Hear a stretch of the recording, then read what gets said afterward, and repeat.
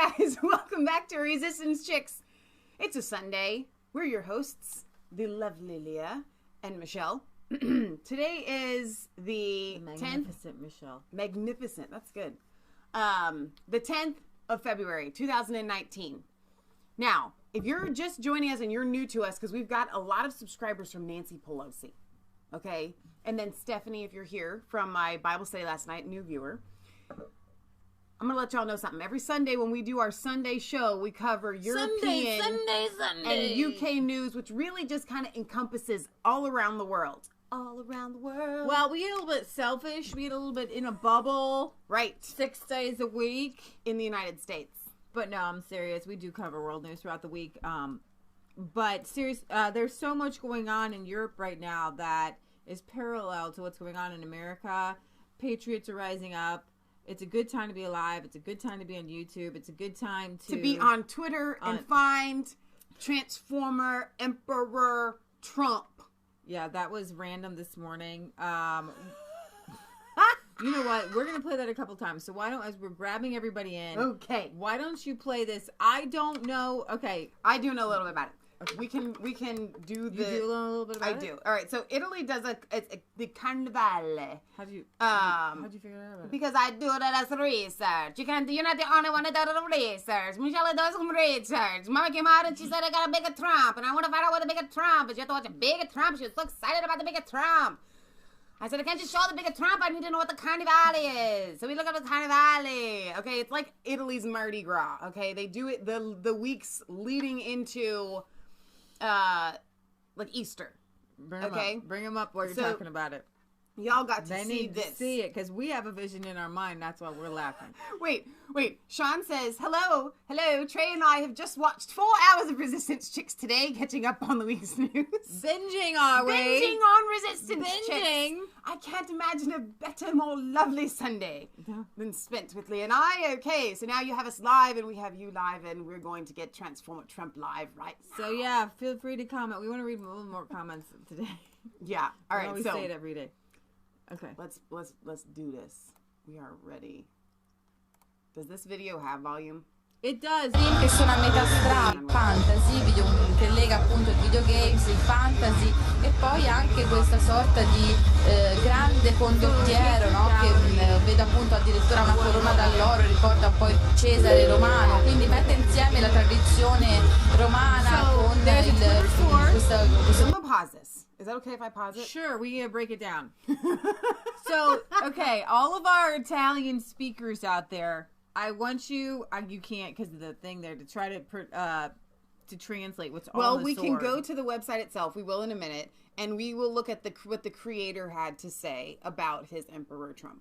Oh, well, why don't we do that first? Well, because you wanted to play the video. Let's play it and show it to them. Personaggio fantascientifico e questo Trump così appunto accigliato che vuole addirittura conquistare. So to give you an idea of the, yeah. All right, so. Oh my gosh. I am loving my life. My life is complete. My life is complete. But I love that there are these like women here with the whole thing. They are taking their jobs. Oh, I have this. I have the thing. Look, watch. No, this is great. It's huge. Okay, these are little people at the base of this. There's a Statue of Liberty there. On the knee. What was on the other knee there?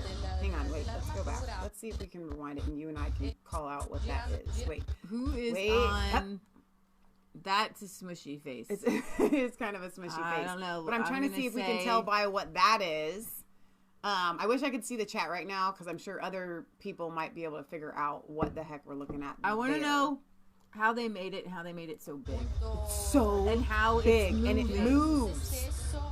How is this thing moving? And they've got him. I mean, he's very the arms are moving. The head is moving. Eyes move. Like, the eyes actually move. Like, okay, like, seriously, hire this guy. Whoever did this, creepy. Oh my god. Now, the pyramid on the sword. Yeah, Is that a skull on his, like, elbow? Yep. There? Okay, let's go see what the creator says. Okay, we're gonna come back to that. We're going to play that a couple of times. I'm so intrigued right now. I know. So the coolest thing I've ever seen. All right, so let's. Okay, first we'll go to the website that has all of the different floats on it. Okay, the Carnivale di Viareggio. Gio. Okay, the Grande Corsi Mascherati. There you go. Okay, now this just happened. Yes, thank you. That's how you do the CH. Is che. Mascherati. Okay, so here we are. I took a little Italian. Emperor Trump. Actually. Now, Baruca behind the mask of Uberto and Luigi Bonetti. Luigi. Who's doing this segment? Step aside. You can help. Okay, The Master Drone by Fabrizio Galli. The supreme myth of having power over the whole universe. The first, God, Emperor Trump. The parallelism with the dominant character of Warhammer 40,000 has never been more fitting, except that this is not a futuristic three-dimensional tabletop war game, but pure reality. Donald wants to go back to the moon, travel to Mars, and create the first space army. Ultras, Marines, Mega Marines. The time of intellectuals, philosophers, and of old and worn culture is over. Jasper's getting a little upset here. Oh. We have entered the era of fantasy. We did just wake up the dog. Video games and virtual life, the dominant male par excellence, has arrived democratically and is now here among us. The master drone flies over the Viareggio boardwalk as we prepare to pay the price. So, I'm from what I'm gathering, this person this is not a pro-Trump, obviously. I can't even call it a float. Can you? I mean, I guess you can. However, that being said, it's really going to do a lot for Donald Trump. This is so great. Now, Newsweek says, although he wasn't there in person, President Donald Trump made an appearance at Italy's Viareggio Carnivale over the weekend. The float titled The Master Drone was created by Fabrizio Galli and depicted Trump as a god emperor from the Warhammer 40,000 series. I don't know what that is. Maybe you guys do. I'm thinking it might be a video game thing. Probably. In the series, the Emperor of Mankind is the greatest embodiment of universal order. Now, that cracks me up here because Trump is against the universal order. He's all pro-America. He doesn't want to take over the world. He wants every country to be great. This is what my mama always said. What others accuse you of is what they're guilty of. As written on the parade's website, the parallelism between Trump and the character in the series has never been more fitting. You want to take her out and I'll finish this? Yes. Donald wants to go back to the moon. Okay, we read all that. The float featured Trump's head adorned in Romanesque crown.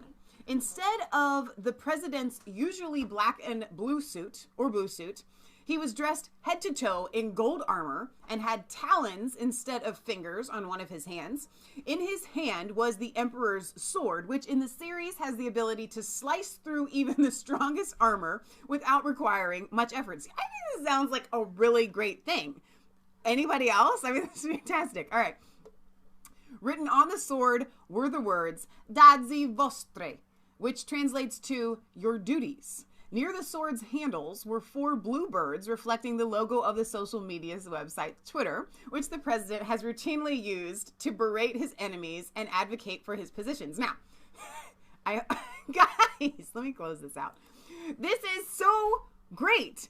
This is real. Trump is taking down his enemies with a sword. They translate it to your duties using Twitter. All right.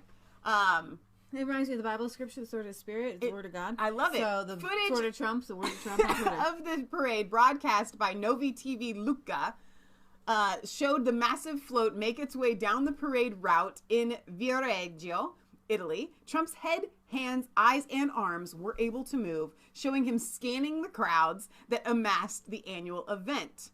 The Viareggio Carnivale has taken place since 1873 and is considered to be one of the most renowned festivals in Italy and Europe. Political satire has been a major component of the festival since the 1960s, and this isn't the first time a float was inspired by an American president. In 2017, the Cinquini brothers created a float featuring Trump's head amongst several cowboys. As the float titled Bang Bang made its way through the parade route, a country song played. I think that's really fun. We're going to have to look that up. The float was a nod to the battle over the Second Amendment in the United States.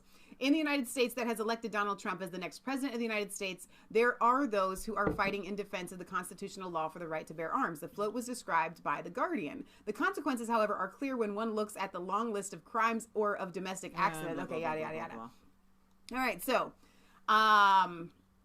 It will again. Wait, the parade will happen again on February 23rd, March 3rd, and March 5th. And the biggest floats in the parade weigh about 40 tons. The parade route is 1.25 mile long. So let's go back really quickly before we move on and watch Trump a little bit. Let's just start over. Okay. We can look at it again. E poi anche questa sorta di grande condottiero, no? Che vede appunto addirittura una corona d'alloro, ricorda poi Cesare romano, quindi mette insieme la tradizione romana con questo personaggio fantascientifico e questo Trump così appunto accigliato che vuole addirittura conquistare lo spazio, conquistare Marte. E questi Space Marine che sono a metà strada fra dei super soldati fantascientifici e monaci cavalieri medievali, quindi mette insieme un po' varie iconografie diverse per probabilmente dei figuranti con queste grande armatura. Oh my gosh. Molto suggestivo. Il carro è costruito tutto praticamente sul grande mascherone centrale, non ci sono divagazioni esterne, è un soggetto principale imponente che ora sto vedendo si muove appunto girando su se stesso ed è molto curato nell'aspetto appunto della coloritura dell'armatura e molto spazio viene dato anche appunto alla figura questi Space Marine. Di Trump tra l'altro ha colto proprio l'espressione sua, quella più frequente che vediamo in televisione. The Soviet, I'm like, okay, he's not from Rispetto per esempio al carro well, che and abbiamo visto Putin is Trump neither, che but va Trump sulla is luna, no? Che era sornione, your duties, that's what that Dazi Vostri or whatever questo è un Trump minaccioso, un Trump che guarda verso il futuro ma con un'area molto seria, there's a reporter down there walking. Hey, minacciosa se vogliamo. E anche qui lo studio della caratterizzazione del volto fa parte poi della capacità e dell'abilità del carista di cogliere questi aspetti, uno piuttosto che un altro di questo personaggio così particolare. E anche qui vediamo muove gli occhi, sembra che studia un po' I don't care if it was like supposed to be. I love it. I want to be him. Make me him. I told Uncle Jack. I said my uncle is in the room and he watches certain television programs, and there was I don't know what show it was, but You're probably watching Dr. Pimple You know how they I love that show. So you know how like when they're doing like promos for every show, they like pan in on people and people like walk slow. Yeah. You know, I don't know. It was probably like some alligator hunter show or something crazy like that. But they're like walking slow-mo. And so my life goals. I've said this before, yeah. Is for Resistance chicks to be filmed like that, like an intro like that where they pan in and you're like this. Or something crazy and you're that. Walking in, or you're walking like slowly and like it just makes everyone look awesome. Right. Okay. I don't have any sunglasses in here. To make Al Roker look like, some sort of awesome beast. Right. These are actually my solar eclipse glasses, but they'll do for my coolness for right now. I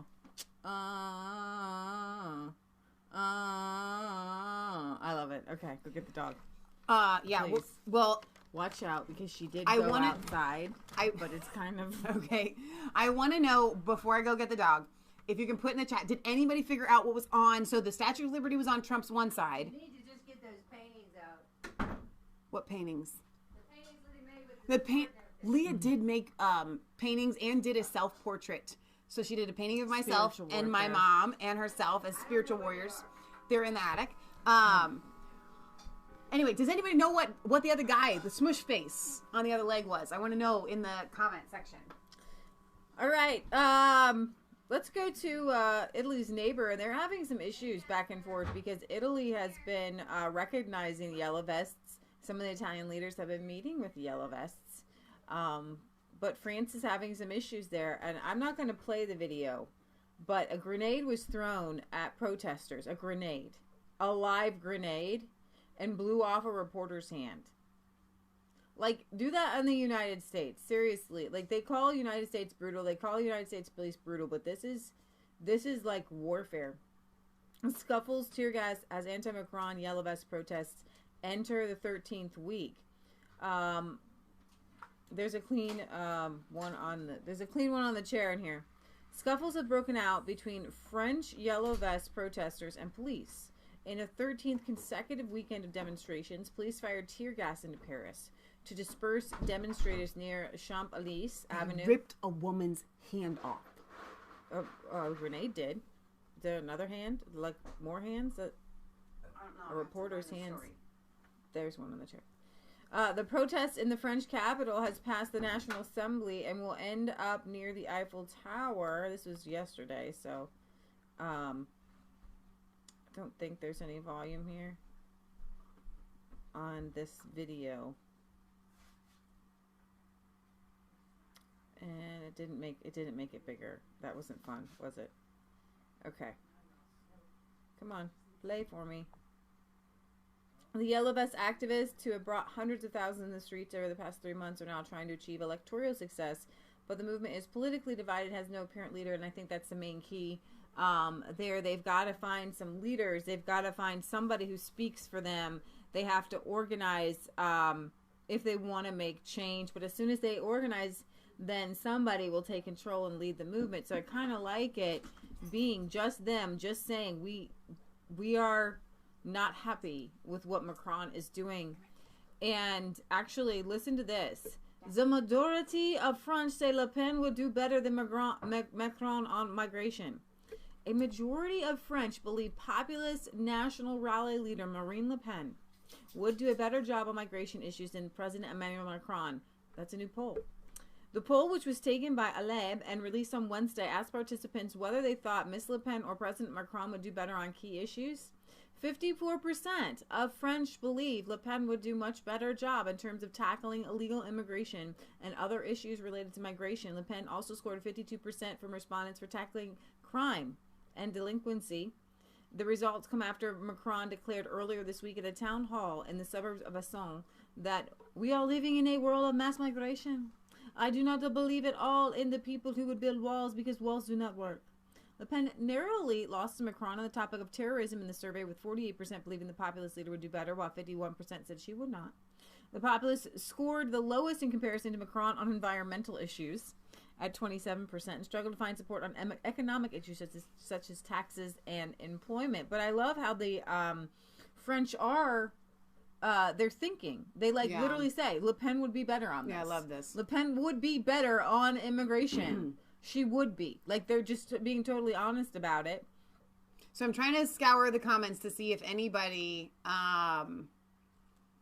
figured out what that other thing was on Trump. Wicked Sykes says, was it Gorbachev? It had a hammer and sickle under it. That was Putin on the shoulder. So I'm still not seeing if anybody has it figured out. So a French Yellow Vest protester's hand was ripped apart Saturday during violent clashes in Paris as demonstrators tried to that's the one I storm was talking about. the So French National Assembly in the 13th week. The police said the injured protester, I thought it was a journalist, I guess, that got lost in translation. So it's a protester. Because I thought it was too, so there must have been some misinformation out there. Police swooped in to stop protesters from breaching the parliament's exterior. Police could not confirm French media reports that the demonstrators' hand was blown up.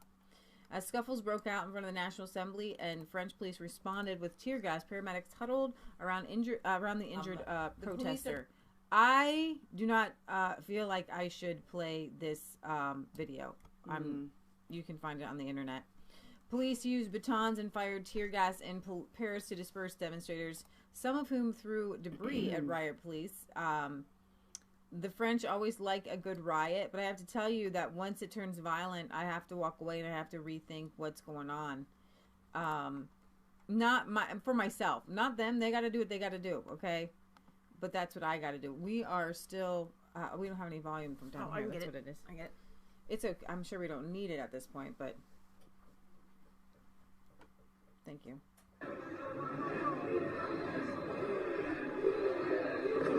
The Che Guevara. So they have some commies in there. They're just angry. Everybody wants to join the protest. Kind of waters down the message that way. Mm-hmm. What is the message? Wow.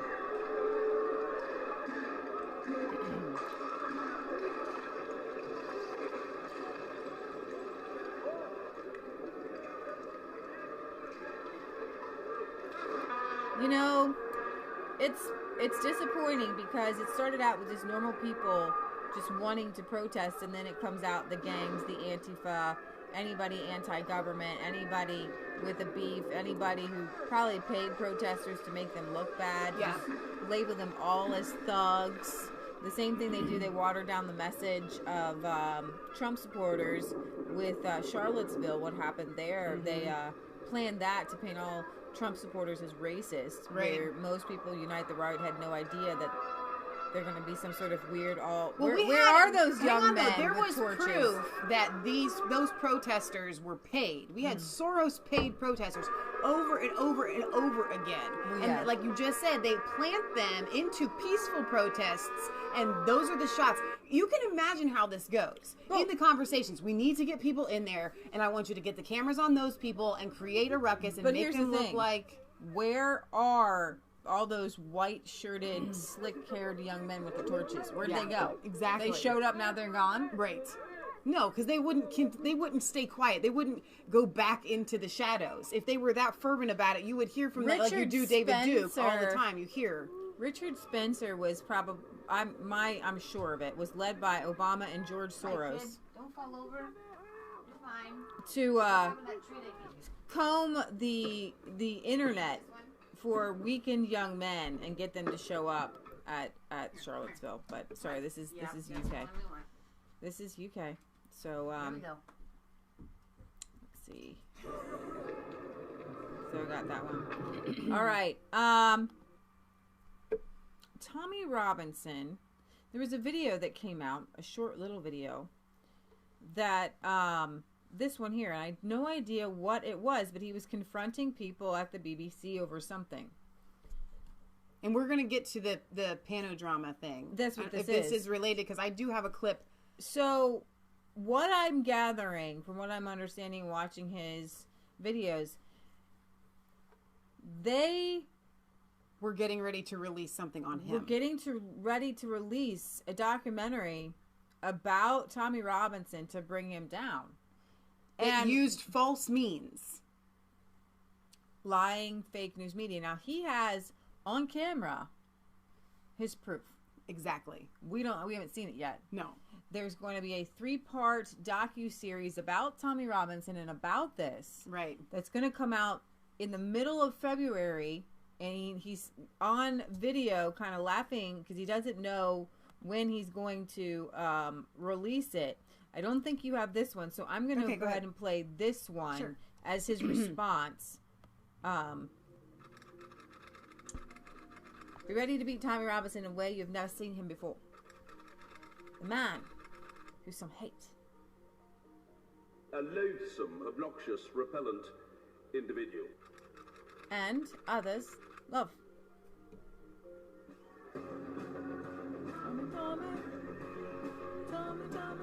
Tommy Robinson. You know what? Can I just say that's the best slogan for anyone ever? I could just play it over. It's not getting annoying, right? Right, you just want to say it over and over again. Yeah. So congrats to whoever did that. Now meet the real Tommy Robinson from his beginning. Man of compassion. To see the way, you know, when you saw Jack Straw talk about it, he's talking about them like their statistics. The biggest victims of Islam are Muslims. Muslims are people, and the left can't get their head around it. And Muslim Muslims friends. are people. If you hate people, that's bad. Islam is an idea. Every idea is there for scrutiny and criticism and mockery, if you want. Unless you're in the UK. And I spoke to her about my town. I spoke to her about a meeting Kiev. with Theresa May. I spoke to her about Luton Islamic Centre. I warned her and I begged her. Sorry. On the racist point, there's no evidence that I'm a racist. In fact, all of the evidence, every single On bit of racism? evidence for the last 10 years points to the complete opposite. To prevent you. So I breached my bail condition one time. I turned up dressed as a Jewish rabbi and I got convicted. I breached my he said this really fast. I breached my bail conviction one time. He shows up dressed as a Jewish rabbi. For that. That's one conviction. You turned up as a Jewish rabbi and in disguise. Oh yeah, you've got to see the video. I told the police, so I liaised with the police for the demonstration in Tower Hamlets. I was banned from going, and I said to the police officer, we've got a Jewish rabbi coming to the demonstration, he's going to need an escort in. And they said, okay, and I'm banned from going. And I said, okay, he'll meet... Hold on, sorry. You disguised yourself as a Jewish rabbi, so you get a police escort in? Yep. I think it's great. 3-part series, Seeing the World Through the Eyes of Tommy Robinson. Both in and out of jail. Political prisoner, until April. Political prisoner. That's 2.5 stones, 3.5 hours a day in the cell.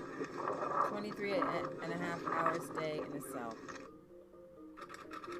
Exposing the fake stories, revealing the true stories. And anybody can put them out. So here's the thing. The video that I watched with Tommy talking about this is, and I'm saying this for our friends in the United States and anybody else around the world that isn't familiar with the BBC. This is my understanding of it, and I'm welcoming comments from our Brits in the chat here. But the way Tommy worded it was, this Panorama part of the BBC is supposed to be known as the unbiased, truthful part of BBC, where, you know, if you're going to watch the Panorama documentaries or whatever, it's not going to have the bias with it. And so what Tommy is doing is exposing the fact that that's all a farce. That the Panorama part of BBC is still controlled by the leftist propaganda, and in their documentary on Tommy, it shows that, but in contrast, Tommy is doing his own thing called the Panodrama, I think. Do you want to play that clip? And so let's go to that to see what Tommy has in store. But he is desperately crying out for everyone to go to his website, Tommy Robinson. Is it .org or .com? I'm not really sure. And to sign up for his email notifications there, because we've been censored. Casey gets taken off of YouTube. But Tommy has been completely obliterated from the internet. They have taken away his PayPal, which got rid of 70% of his income. Mm-hmm. He had 4 employees. He's down to 1 because he can't afford, because they've literally cut him. They have literally cut him off. Facebook is his last outlet and YouTube for getting his message out to people. So he had 20,000 people watching him live. Everyone understands the reason why the elite, the classist elite. Don't call me elite. Am I a cannibal? Let me play the next bit for you. I've met Danny.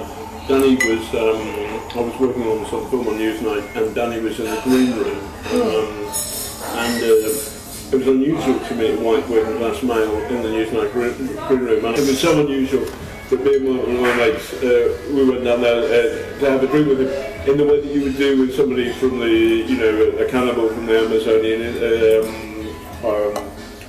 from Amazonia, or maybe a creature from outer space. So working class white male. I didn't understand what he just said, because I'm watching this new, but I watched him explain another video. I watched a video, 15-minute live video where he explained it. He said, I'm going to expose the elitism and the classism of these people who look down on all of you working class people. I hadn't seen that clip. He literally called them like We went to go have a drink with a working class male as you would some sort of cannibal in the Amazon. Right. Cannibal is a cannibal from the Amazon. And that's what you said. You're on camera saying. Okay, so wait a second. You are a classist elitist. The way you view working class people is a disgrace. The reason we have the problem we have is because a journalist like yourself, from the background you're from, sneering down upon our community, sneering down, thinking you're better than us. And let me just play the next bit. What's happened is that the party doesn't do its job properly for that end of the population. Well, the point is, you hear much more accents like yours and mine, rather than fuck off, or rather than Tommy's.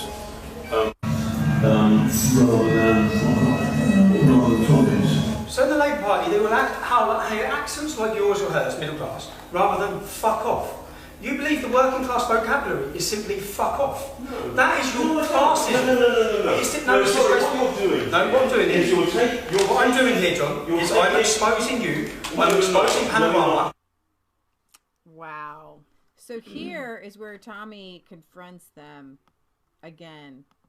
Hang on, okay, wait. You're not big yet. Let me make you big.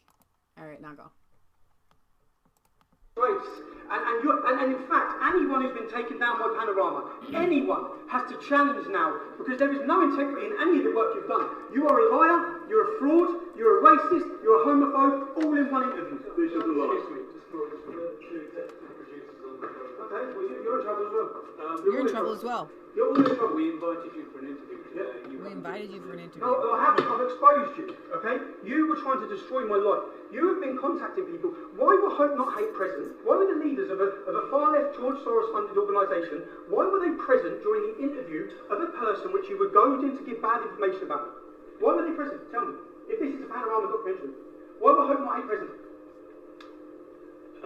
This is an ongoing document. This is an establishment attack on me, and you're part of it. And you've been exposed to the world tonight. Wow. Whoa.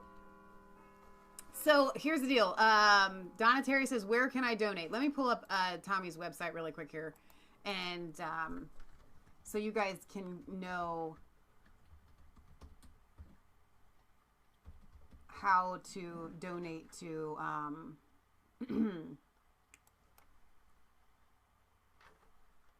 to Tommy here. Now, when I typed in www.tommyrobinson.com, I got redirected to let me pull this up here for you guys so you can see it too. Michelle, I'm looking at that YouTube, and it appears that the first episode is out. Okay, so Leah says that it looks like the first episode of Tommy's or theirs. It said, I don't know. It says first episode out. Okay, so Leah's saying the first episode is out. We'll have to look into that a little bit further, but globalaim.co.uk. globalaim.co.uk. I will put this link in the description where you guys can go and donate to Tommy.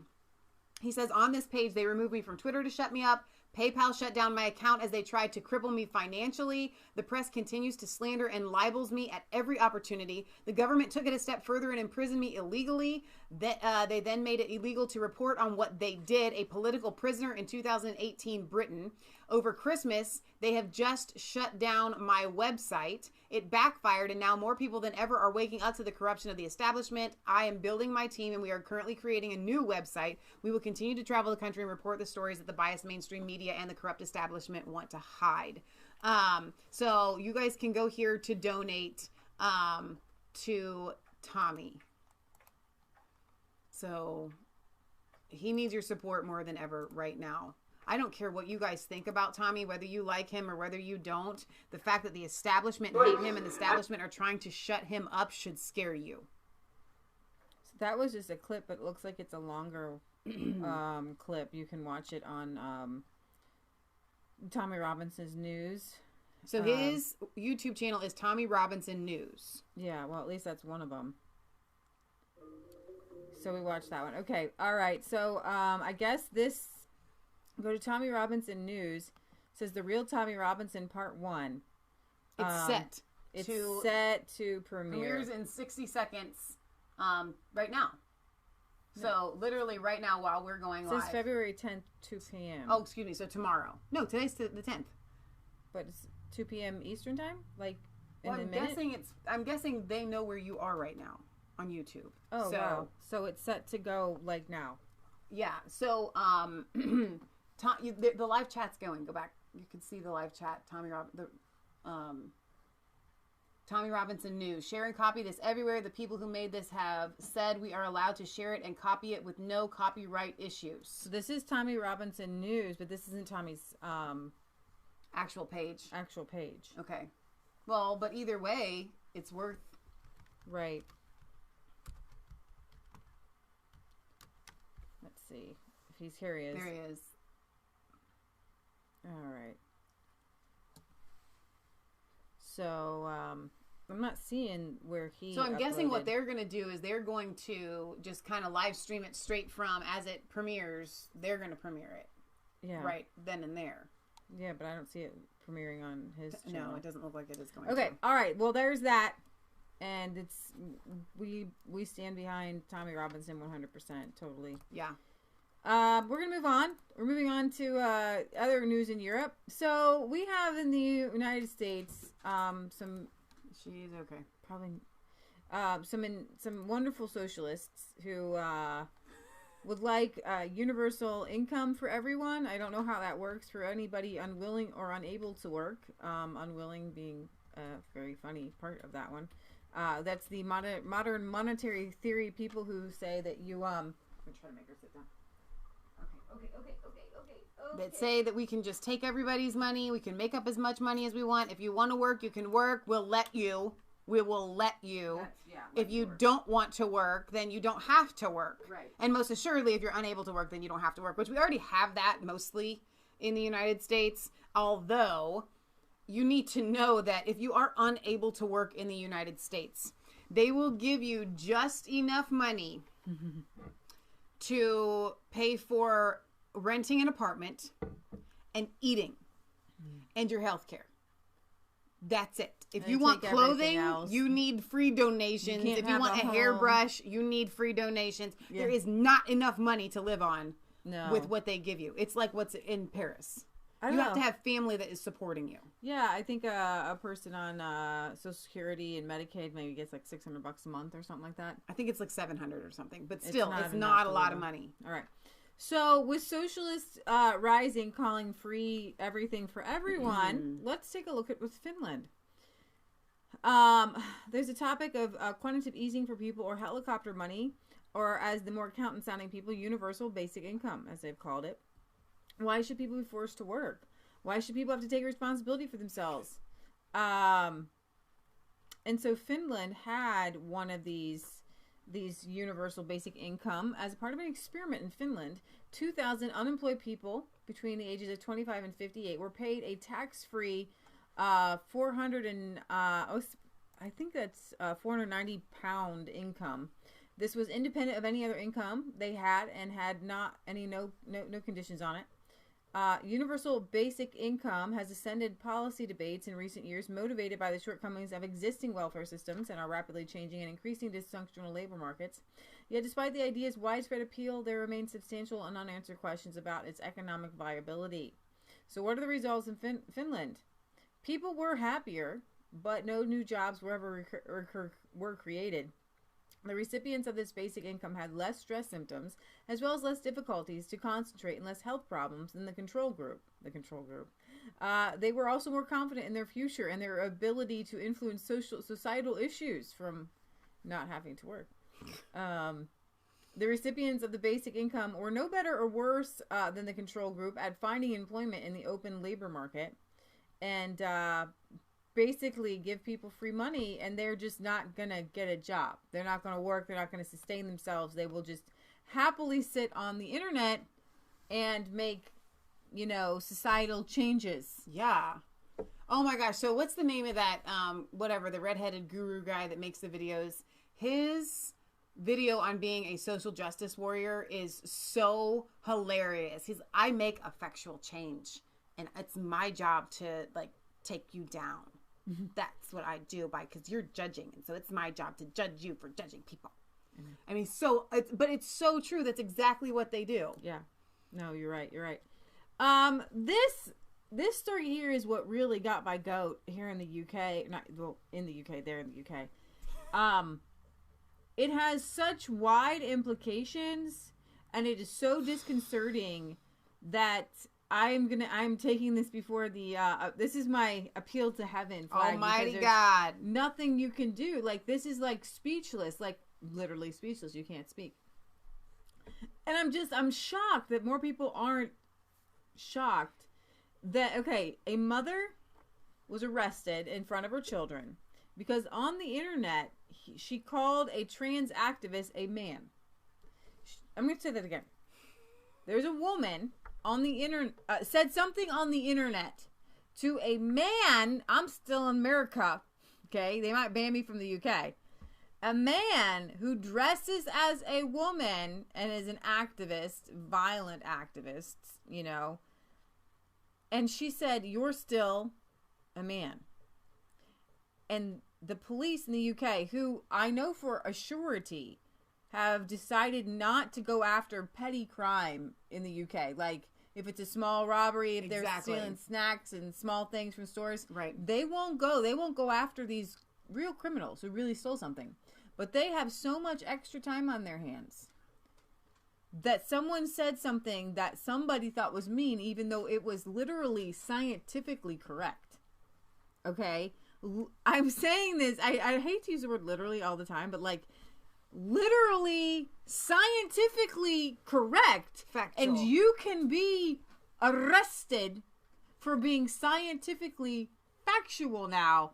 And I'm feeling like the days of the scientific, even like the Christian inquisitions, if you questioned God, if you questioned creation, being arrested, things like that. And I just was running through these scenarios in my mind. Like, you could never have creationists debate evolutionists according to these standards. Because if a creationist say, I identify with an origin of the universe, that God created the universe in 6 days, and an evolutionist says, no, you're a descendant from apes, we should arrest that evolutionist according to the same thing, because I identify as not being a descendant from apes. Right. And you're telling me that I have descended from apes. Yeah. And I find that incredibly offensive. And hurtful. And that person should be arrested. Right. But we're talking science here, and we're debating science, so nobody can be arrested. I mean, they want to arrest climate deniers. Like, what actually are we denying, by the way? You know what I mean? That greenhouse gases. If you deny that car that you're driving is causing earthquakes and tsunamis, then you have to go to jail. And here we go to the literal again. It is, what is the better word for that? It is 1984. It's George Orwell's 1984. When people watched that movie or read that book, it seems so far-fetched that they could throw you in jail for something like this, and we are living it right now, guys. You probably I'll get her in a second. Let her go outside again. They are arresting people for telling the truth. But even if they were arresting people for lying, which BBC should all go to jail, even if they were arresting people for curse words or things like, let's say something that we disagree with, it would still be 100% wrong, okay? Right. You arrest people when they have kiddie porn, when they are a perpetrator, okay? That is the only time where you can kind of cross that line, where if somebody's been viewing kiddie porn on the internet, you need to go and arrest them, because they may turn into But see, no, that's a crime. Yeah, that is a literal crime, because somebody is committing a crime. Yeah, dog. Right. Dog. Hi. Here's the thing: this British police arrested a mother in front of her children for calling a trans activist a man in a Twitter argument. Come here, Jasper. Now you're being ornery. I think she just wanted to. Okay. Whatever. With a judge subsequently issuing an injunction banning her from referring to the person's. Now here's the thing. So they banned her and then they arrested her. No. they banned her from referring to the person's formal male identity. Now, I thought about... Did you mean former? No, former. I said former. You said formal. I said former. Okay. You said like a formal now, dress. You said do you guys know they used to have a rock star named Prince?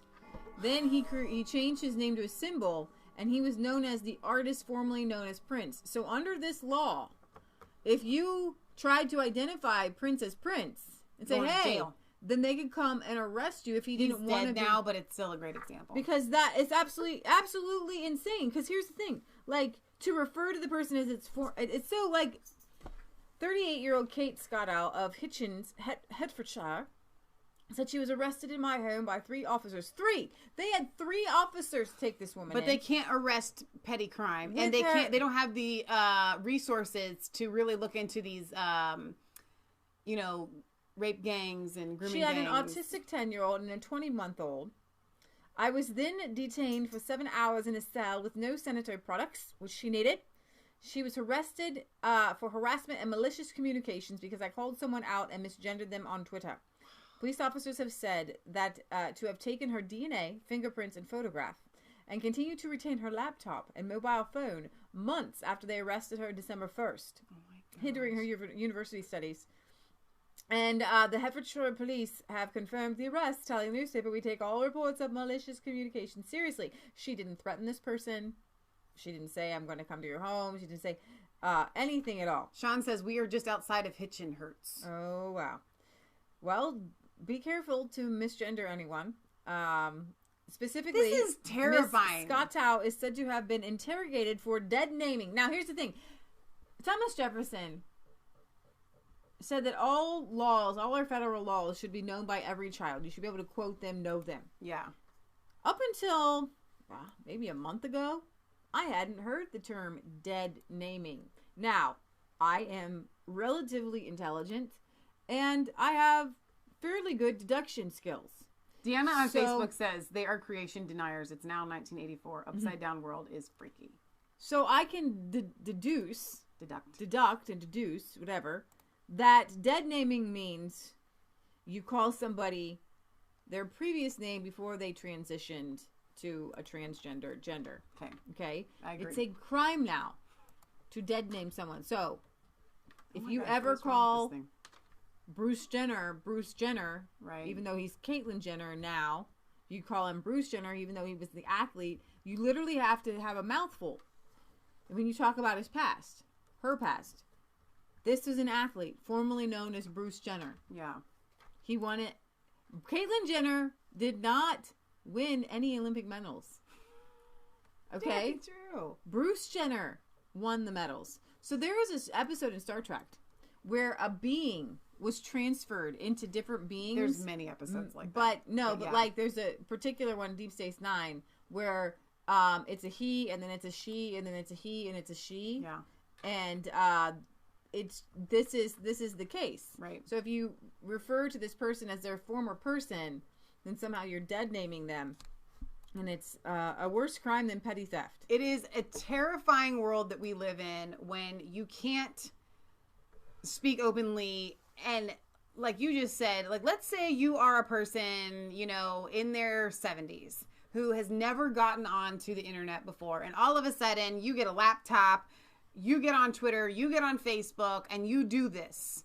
And you don't know that you're not allowed to call a transgender by their former gender. And you do so, and then bang, bang, bang, we've got the Bobby and the police, and, hauling you down to the station. So, this is the person. I mean, it's absolutely ridiculous. It's so terrifying, this world we live in right now. Stephanie Hayden is his new name. Okay. Stephanie Hayden is this followed on Twitter, and the he, she here. The he, she. Can you say that? You're going to get arrested. I'm not here, thank God. Activist Stephanie Hayden coming to a country got into near this you. argument with Ms. Scottow over whether trans people should be able to legally change gender through a simple self-identification process with little or no medical oversight. Hayden made headlines in late 2018 for launching legal proceedings against leftist comedy writer Graham Linehan for using their male birth name, describing this as a gross violation of my privacy. And who gets to know this information about me? I am quite prepared to resort to the law if people cross the line. Court action appears to have been taken against Skodow too, with Deputy Judge Jason Kopow QC issuing an interim injunction against her which bans her from referencing Hayden as a man or alluding to Hayden's former male identity. Hayden has previously backed campaigns to take down billboards sporting the dictionary definition of a woman as an adult human female as offensive. You know, I'm offended that that's offensive. So wait, here's my confusion. I'm going to tell you my confusion. Because if you are a female, wouldn't you say a woman is an adult human female? Because you're identifying as both a woman and a female. So how this is linear. There's no up nor down. There's no like woman and then female. Right? They're no different. They're the same thing. So to say a woman is an adult human female, how is that offensive? And this is when we have people who are talk about culturally appropriating people. I love that Faith Goldie posted on Twitter. How is it that it's not okay for a white person to dress up as a black person, but it's okay for a man to dress up as a woman? That is so incredible. That's gender appropriation, and I take offense. I am offended by that. So this is forcing academics to dispute whether someone born male can really become a woman. Oh my God. And if you do say that, I can't dance around what I might say on the show because somebody in my town who I've never literally met before in my life, introduced myself to, may so happen to stumble upon my show and take offense. But we were shopping yesterday, will not say where. Hopefully it doesn't come up later in the show. There is an employee actual pronouns of they, them, okay, if referring to that person, because I don't want to misgender somebody. I really don't have a problem. If you are a man and you want to dress up as a woman and you want me to refer to you as her or whatever. But I'm going to say to myself that you're mentally disabled. But if I make a mistake, the idea that we live in a place where I could be arrested for that mistake, then have to explain and apologize that it was a mistake in hopes that I don't get a more severe punishment than having been arrested is insanity. We have teachers that have been kicked out of schools. All schools should be shut down anyway. Homeschool your kids. We have teachers that have been kicked out of schools for refusing to use the gender pronoun that a student requests. Mm-hmm. This is crazy land. This is crazy cuckoo la la land that we are living in. Oh my gosh. Okay, now let me take a couple of comments here. DJ says 60% of the time you are wrong all of the time. Ah ha ha. You never know. You never know what gender you're looking at. Anybody could be any gender. They could dress like a man, 100% a man, and inside feel like a woman, and you don't know. Nobody can know. Then there are those people who are literal hermaphrodites, and some I've met them before. They're split, and that's not, that's a thing. That's not, So they lost us for a minute. I don't know what all you lost. They kicked us off for talking about it because I lost total internet. Unbelievable. I just had to. I'm trying to get to if you are born female, you are a female, redneck says. Science goes right out the window. Let's see. So here's some They thoughts. control language, therefore they control thought. Dead naming, homophobia, Islamophobia, mansplaining, all made up words. Thank you, Wes. So here's some thoughts on Twitter. I read the Daily Mail report about Kate Skodow calling this person a man. While I respect Stephanie's right to be called a female, she's coming across in her tweets as a vindictive woman. Miss Hayden, you're not doing the transsexual community any favors with your attitude.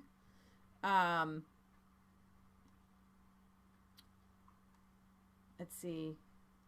Kate Scott should never have been detained, and I could easily have made some mistake. If another person looks 100% like a guy, doesn't appear to act feminine, I would think about it and just assume it's a man. Sure.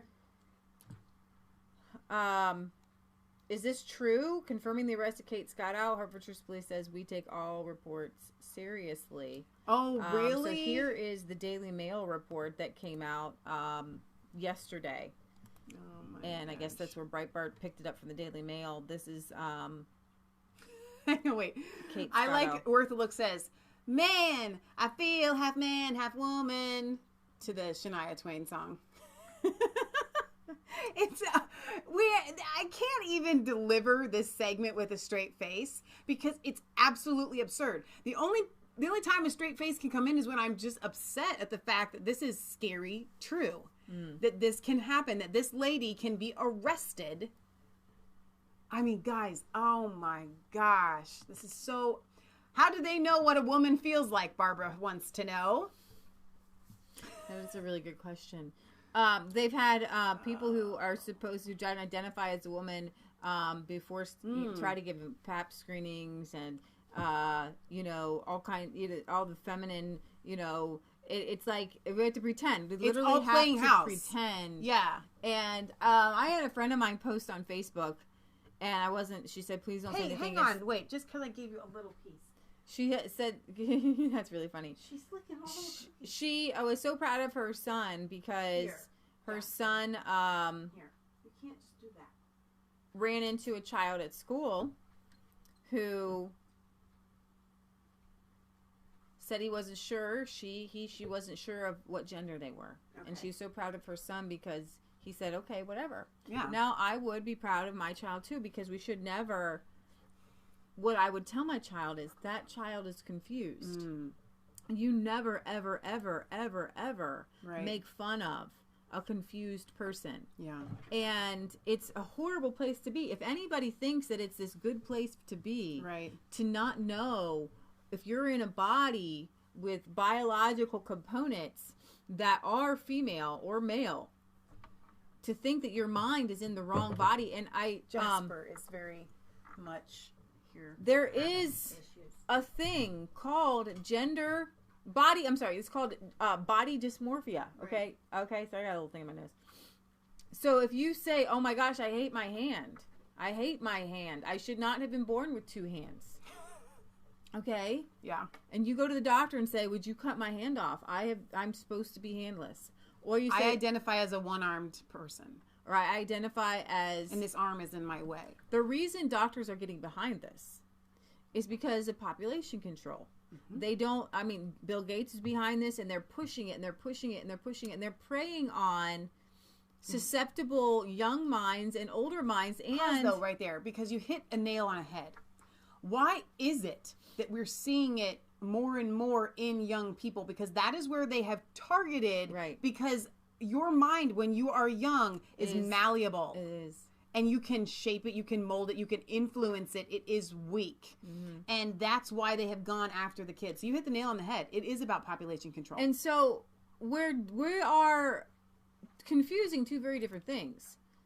Sexuality and your biological gender. And that's as far as I'm concerned, and maybe I think I speak for both of us, if you want to be a homosexual, that goes back to the Bible. It's a sin. It's a thing.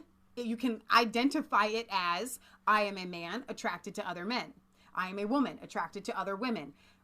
Fine. Y'all can hash that out between you and God. I just go by the Bible. I don't have a problem with people doing that. And you will find that most traditional homosexuals have an issue with transgenderism because even to them, it's kind of like, wait a minute. You've taken this whole thing too far. If you're a man attracted to a man, then you're still a man attracted to a man. Okay? If you want to be a transvestite or a transdresser or whatever, cross-dresser, then okay, you want to do that, but you are still a man who likes to identify as a woman. And that's fine, but you can't literally become another gender. Just like I can't literally become a black woman, even though inside God, Michelle got all kind of rhythm and she want to be a black woman. So that is, But there are limits to things, okay? There are limits. You see, sometimes Mowgli was adopted by the jungle. Right. But he was still a man, right? If that's like the Jungle Book teaches us, you can't change your species, you can't change your gender, but you can certainly be, and I would certainly respect a man who says, I like dressing as a woman. Okay, but you're still we're still dealing in the science realm. Right. Okay? When they start to give not just credence, but the law behind this push, we have to all stop and say, wait a minute, the Emperor's new clothes are just that he's naked and they're not really clothes. And here's another thing. Ready?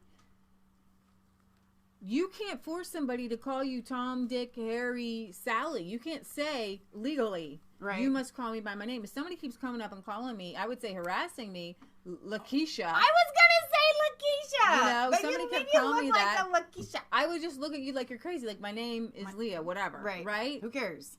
But these people are so delusional, and we're not doing children any favors. And like all these wonderful parents who are very loving, who are very kind, who want to embrace people and love people, I get it. Yeah. You're not embracing. If there is a person who comes up to you and says, and they are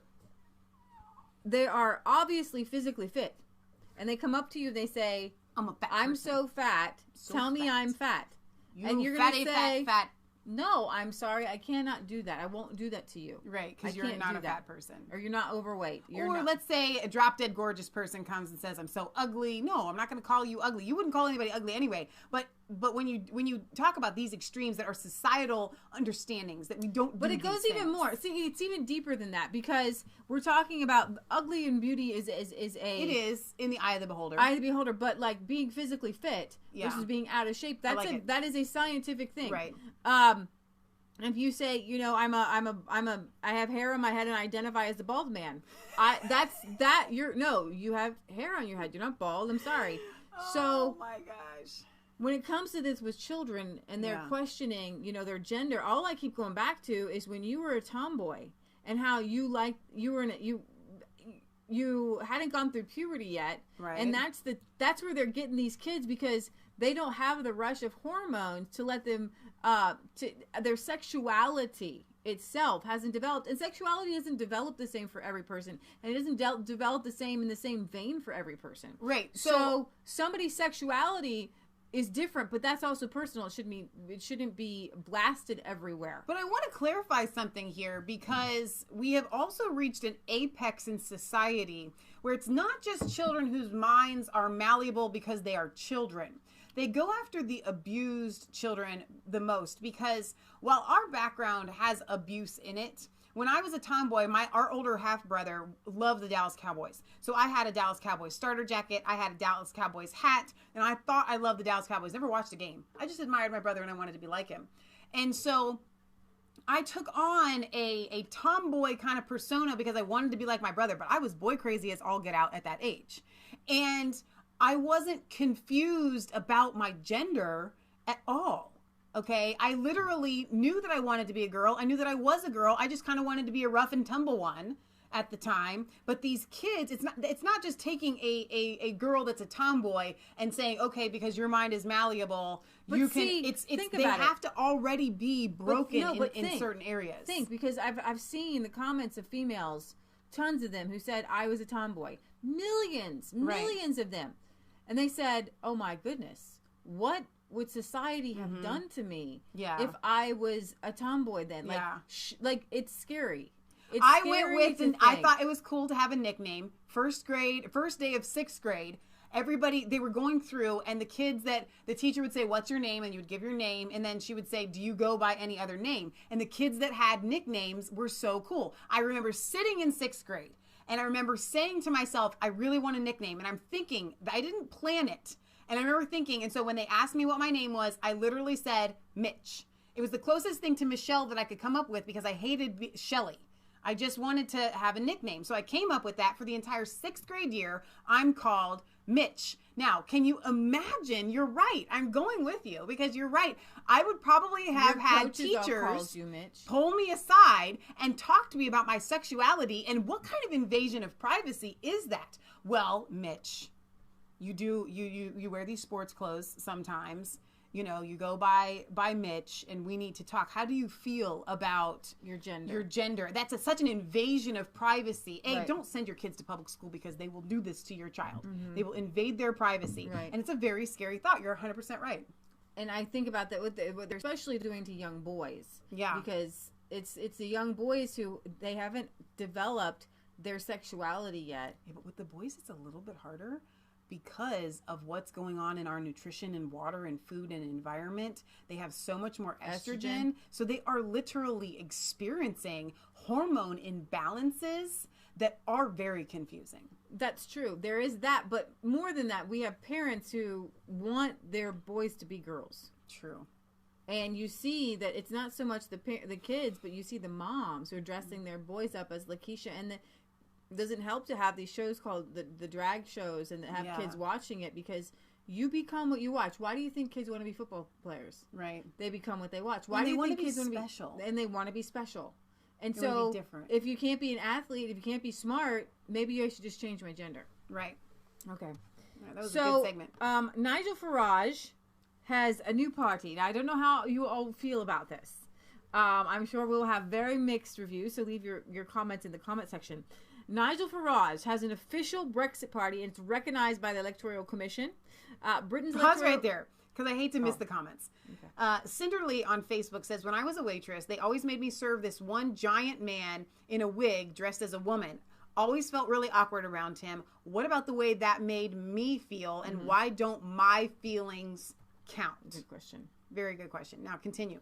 Britain's Electoral Commission has officially recognized the Brexit Party as an official and legal political party in the United Kingdom, which Brexit leader Nigel Farage has said is a force to fight back against the betrayal of the 2016 referendum, eyeing the growing likelihood of the British government betraying the will of the British people and failing to put the United Kingdom out of the European Union, whether either wholly or in part. The new party will focus campaigning on making sure Britain leaves the political bloc.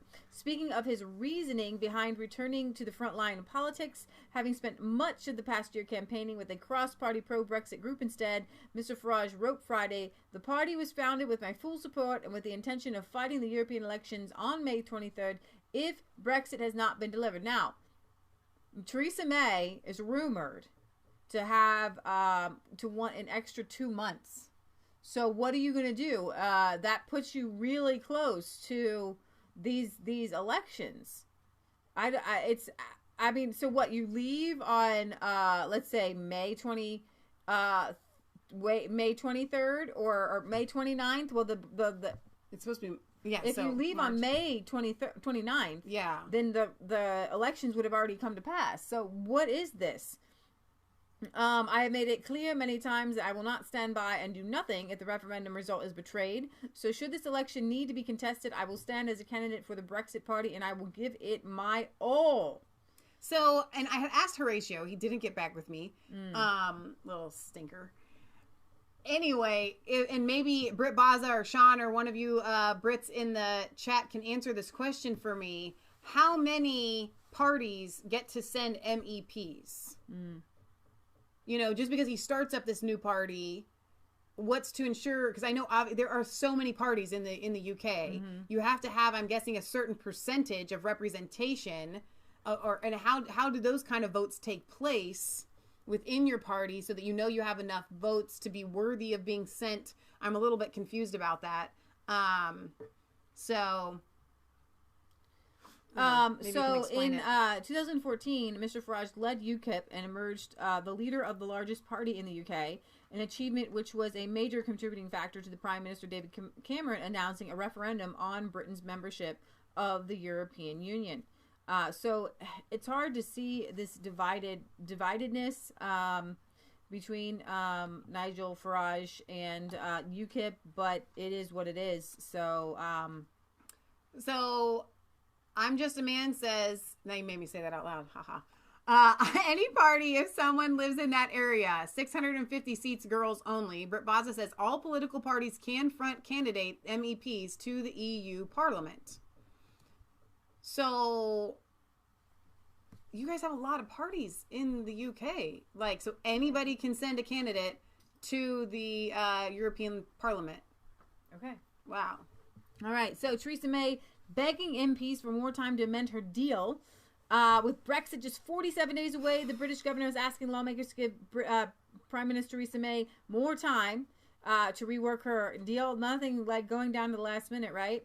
Community Secretary James Brokenshire said Sunday that Parliament would get to pass judgment on May's Brexit plan no later than February 27th. The promise is a bid to avert a showdown on Thursday when Parliament is set to vote on the next move in the Brexit process. Some lawmakers want to try to steer the country toward a softer exit from the bloc. Britain is due to lead the EU on March 29th, but Parliament has rejected May's divorce deal. So this risks the no Worth deal. a look says UKIP got 4 million votes in 2015 and only got 1 MP in Parliament. That's how our voting system is. Also, yes, what Britt said about the MEPs in Europe. 4 million votes. That's crazy. Wow. So Italy and France have a great spat going on with I guess France calling Italy's nationalism nationalistic. What just happened to you, She's falling. She fell over. Kind of like leaped headlong. I saw it happen. The war of words between the globalist France and trying to set her down. Populist Italy has intensified after Macron government referred to nationalist leprosy and criticized Italy's Luigi Di Maio's meeting with the Yellow Vests. France recalled its ambassador to Italy for the first time since the Second World War. Can you believe that? After Italy's anti-establishment Deputy Prime Minister Luigi Di Maio of the Five Star Movement made an impromptu visit to meet with the anti-Macron government protesters in what the French government referred to as an unacceptable provocation. So that's really interesting. But speaking of crazy things, did you guys look at this Donald Tusk tweet? I believe it was a tweet. Okay. And Guy Verhofstadt came back. Now listen to this. Listen, he says this. He really takes you guys, to heart. He seems to love the UK people. Here's Donald Tusk on February 6th. I've been wondering what special place in hell looks like. What that special place in hell looks like for those who promoted Brexit without a sketch of a plan on how to carry it out safely. Wow. Now, Guy Verhofstadt came back and said something along the lines of the devil, Satan Lucifer wouldn't even want them in hell. They're so bad. At a press conference in Brussels on Wednesday, the European Council president insisted there could be no renegotiating with Theresa May. So what are we waiting for? What are you all waiting for? He said we can't go back. Can't do anything. Appearing alongside the globalist Irish Premier Leo Varadkar, Tusk said that the EU was preparing for the possible fiasco of a clean Brexit, and asserting that the bloc's insistence on the so-called backstop was a matter of not wanting to gamble with peace on the continent. So the EU is, what's funny is the EU is hell, apparently. There have been several replies to Tusk's remarks, including Jean-Claude Juncker's backpill claim that hell is on earth, and specifically at the European Union. Taking a sardonic tone, the top bureaucrat told journalists Wednesday afternoon, "I'm less Catholic than my good friend Donald. He strongly believes in heaven, and by opposite in hell. I believe in heaven and have never seen hell apart from during my job here. It's a hell." That's what... You're probably right about that. Tusk's apparently pre-planned remarks, which were tweeted from his account on the social media website as he spoke the words at the press conference, failed to impress Brexit-supporting politicians in Britain, where the message provoked some ire. Joking about the comments immediately and after them, Irish leader said, "They'll give you a terrible trouble in British press for that," and he said, "Yes, I know." So Sammy Wilson said Donald Tusk once again shows his contempt for the 17.4 million people who voted to escape the corruption of the EU and seek the paradise of a free and prosperous kingdom. This devilish Euromaniac is doing his best to keep the United Kingdom bound by the chains of the EU bureaucracy and control. It is Tusk and his arrogant EU negotiators who have fanned the flames of fear in an attempt to try and overturn the result of the referendum. All he will succeed in doing is stiffening the resistance of those who have exercised their choice to be clear of Tusk and his trident-wielding cabal. Speaking of... So, that was... Okay, so Stuart the Brit says, 2 years ago, us Brits, Britt Baza and I told you, Americans, that after 2 years, they will find a deal 5 minutes before watch this space. Could definitely be, for sure. Oh, I'm sure of it. Craig says, Brexit isn't the devil. The EU is the devil. Gio says, the EU think that we are daft. So, basically,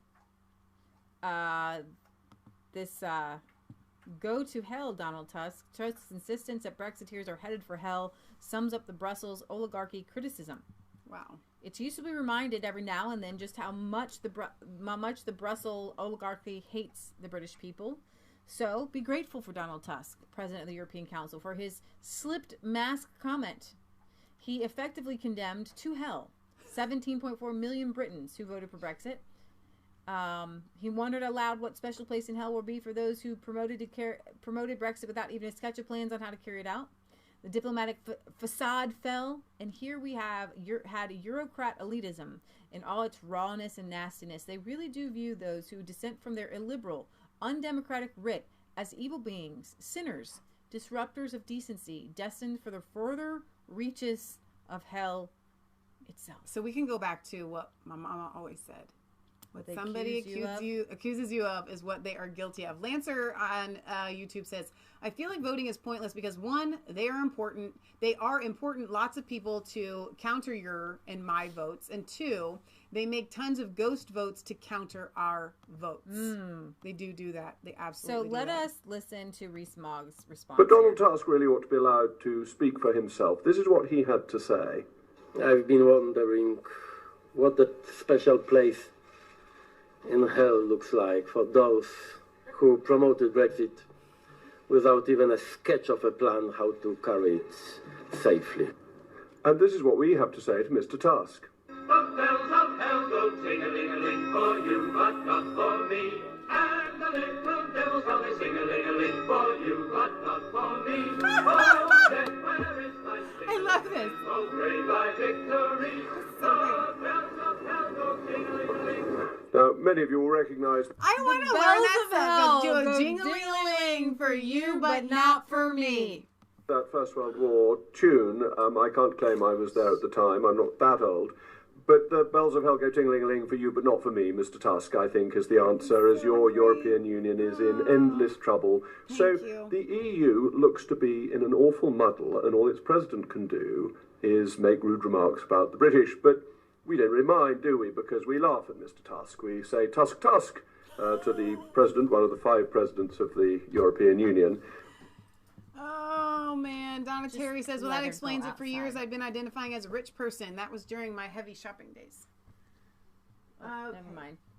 She's just lost. Our dog has sundowners. I guess She's very confused about her life. But she also, with the sundowners, has incontinence issues. So it's hard to gauge whether her wandering is I need to go potty or I'm just confused about life type wandering and dance. Yeah.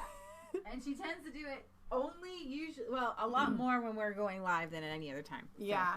Britt Boston says, Maia's playing a very good game of political chess. She's appeasing everyone but not doing anything, so we leave the EU without a deal on the 29th of March. So Britt Boston feels confident that May's not going to push this forward 2 months, that she really is trying to get down to the wire. And we'll take that into advisement because Britt Boston gives us a lot of information about our UK news. Speaking of which, Britt Baza did send me a story. And Leah, I don't know if you have this up. If you don't, I'll just pull it up over here about a little boy that was beheaded in front of his mother. I don't think it's a video. It's just an article. And he was very adamant that we get to this. So let's take a gander and read this article together. I have not read it yet. So this is from Australia. So, okay, Australia. Boy beheaded by taxi driver in front of screaming mum. A 6-year-old boy was beheaded with a piece of broken glass in front of his screaming mom, a campaign group has claimed. Shia Rights Watch says that in an unprecedented incident, the child Zakaria Al-Jabir was brutally killed in Saudi Arabia. So the article's from Australia. Okay, after he was confirmed to be a Shia Muslim.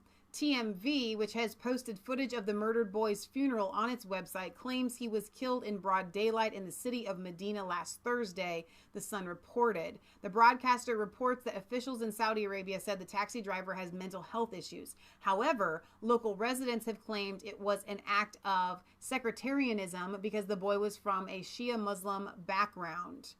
Slaughtered in the streets. Sources close to the family allege that Zakaria Al-Jabir was in a taxi to visit the shrine of the Prophet Muhammad in Medina. However, the taxi driver stopped the car, forced the boy out near a coffee shop in the Al-Tilal neighborhood. Mm-hmm. So it says that he allegedly smashed a glass bottle, and then the traumatized mom was said to have tried to stop the driver from attacking her boy, but she collapsed in the street. Passersby told TMV that a cop station nearby also tried to stop the man. So that is... Blame it on awful mental illness. And we know that, you know what, bad thoughts, bad thinking can lead to a lot of mental illness, can't it? Like transgenderism, and put things into people's heads and ideas, like Tommy Robinson said. You can be against an idea that causes people to do things like that. Right. There's some good news in Spain. Conservatives populists rally against pro-open border socialist government. I'm kind of proud of Spain right now. Thousands of Spaniards in Madrid are joining a rally called by right-wing political parties to demand that Socialist Prime Minister Pedro Sánchez step down. The conservative opposition Popular Party and the center-right Citizens Party organized Sunday's rally, which was also backed by the far-right Vox Party. They claim that Sánchez must resign for holding talks with separatists in the northeastern region of Catalonia. Sánchez's government broke off negotiations with the Catalan separatists on Friday when Vice President Chairman Calvo said the separatists wouldn't budge from their demand for an independence referendum. The political tensions can come as a highly sensitive trial at Spain's Supreme Court starts on Tuesday for 12 leaders of the Catalan separatists who face charges including rebellion for their roles in the failed succession attempts in 2017. So here you have, interestingly enough, when we were wondering about the separatist attempt, we heard a lot of you guys saying they're socialists anyways, they're socialists anyways, they're socialists anyways. But here we have the far right, the right, and the center parties rallying for these separatists, and as they're going to trial. Amazing. So now I think a lot of people were not just saying they're socialists; they were saying they're commies. Right. So I think that there's a lot more right-wing, conservative-leaning people in Europe, but their voices have been silenced, and now now there's a spirit going across the country where those who have been silent and hiding for so long that you didn't even know to exist, I have goosebumps all over me, they're there. Yeah. They're there. They're there. And you hear, like, our dear friends in Poland, there's a huge uprising of conservatism in Poland and in Hungary and in Italy. France is a muddle. They need more Jesus. Yes, just they do. pray for them. Send some missionaries there. They need some more conversion away. They need to just like separate themselves from their cruel, disgusting sexual past, and their revolutionary spirit has to be mixed with Christianity and less guillotines. Good. You know, just a little bit. Yeah. But Spain here, despite the Spanish Inquisition, it seems to be getting back to some Christian roots there. So I'm excited to see what's happening there. Hungary, Poland, and the Czech Republic, Slovakia are holding a summit in Jerusalem. Here's a picture of Viktor Orban here with Benjamin Netanyahu. Hungary, Poland, the Czech Republic, and Slovakia are set to hold the first overseas Visegrad summit in Jerusalem, Israel, this month. Media reports that the event is supposed to take place between the 18th and 19th of February, with the spokesman for the governments of the Czech Republic, and Slovakia confirming to agency France Press that they're going to be there. The last meeting between the Central European countries' four leaders and the right-wing Prime Minister Benjamin Netanyahu took place in 2017. So we have Donald Trump kind of aligning here with Benjamin Netanyahu, with the Viktor Orbans, with the Italians, with the Brazilians, and we see a global movement of individual countries doing what's right for their country. And that, my friends, is what true globalist harmony looks like. That's beautiful. Where people and countries who have the same ideals back and support each other in their own respective countries. Right. Make Italy great again. Make Hungary great again. Make Poland great again. Make Brazil great again. Donald Trump has no ideals to go down into Brazil and take anything over. Right? But he is supporting the president, the newly elected right-wing president in Brazil. So we have had a long line since World War II of communistic, socialistic leadership. Yeah. But the people aren't that way. And it takes a lot to get a leader in place to represent the people. Yeah. And we're seeing these leaders. I mean, the popularity of Italy's government is off the charts right now. The popularity of Viktor Orban is off the charts right now. Poland, they have their issues because they're so staunchly Catholic that the few Protestants that are there are just like, Donald what about Trump's us? popularity is way higher than anyone expected that it would be. Most presidents, after they get elected, their popularity drops. It just does amongst their voters. His State of the Union address, amongst all voters, hit 80% positive. 80%. Who would say, if you listen to the media? Yeah. Imagine if the media dropped one drop of positive review to Donald Trump. What if there was no Russian collusion? What if they treated Donald Trump like they treated George Bush or any other president for that matter? Okay, what if they because they're so literally like beat Trump. What if they were literally neutral? The whole country would love him. I went to the whole country would love him. A consultation for a client the other day, and I saw a Trump Pence sticker, and I called him out on it. And he said, I don't really let people know or, kind of make that well known. Why is it? I said, isn't it a shame that we live in a country where you're not allowed to support your president? We were talking about this with Matt, Kansas Cowboy. And he and just like everybody else was saying, it's absolutely insane that you're afraid to wear a political hat. Like, you're literally afraid. Yeah. Like, somebody might hurt you. When people walked around with Obama, there weren't that many, but when they did, with Obama hats or shirts or whatever, or even the Hillary ones, I had zero problem with those people. They didn't offend me. I didn't think, oh, wow, you're a horrible, awful person. I thought to myself, you're misguided. Right. Okay, but it didn't enter my mind that I would be triggered to harm not that person. Be nice to that person. Yeah, to not or to wave. be rude. Yeah, to not just be a friend to that person. But you can't support the president of the United States in the United States. I think this is the first time that has ever happened. You're right. And ever. Yeah. In the history of all presidents. We were talking about Make America Great Again with those hats. I'm just going to randomly talk about this with the poor Covington Catholic kids, where even right-wingers were saying you shouldn't wear Make America Great a political hat to the March for Life. But the March for Life is about political politics. And Donald Trump is the most pro-life president ever in America. And how are we going to make abortion illegal without passing laws? Exactly. How are we going to protect the sanctity of life without passing laws? And Donald Trump has put two of his most wonderful campaign promises. He put 2 pro-life judges on that Supreme Court. Right. And that was part of Make America Great Again. So wearing the hat, Make America Great Again, means protecting the sanctity of human life. And so if you want to wear that hat, it's the same thing as if you go to a pro-choice rally and you wear a Hillary hat. Right. No one would ever say, why are those kids at a pro-choice rally wearing an Obama or a Hillary paraphernalia? Because that's what those pink pussy hats were all about, right? So the head of, a couple more stories and then we're going to sing a little song here. The head of Italy's largest asylum center slams open borders NGOs for migrant deaths. So these are ships and things like that, and the organizations that bring in all the migrants. So the director of Italy's largest migrant reception center has slammed the left-wing open borders activists, saying mass migration policies have done far more harm than good to Italy.